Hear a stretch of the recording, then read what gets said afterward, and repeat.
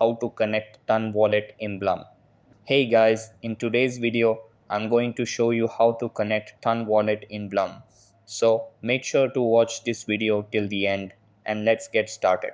The Bloom crypto mining app allows you to collect points. When you make a withdrawal, these points convert into coins. The app now features Wallet Connect, enabling you to link your wallet directly. You can easily connect your wallet through the app interface. If you want to connect with a Tonekeeper wallet, I'll guide you through the steps. Open the app and look for the Wallet Connect option. Click on Connect Wallet. You'll see options.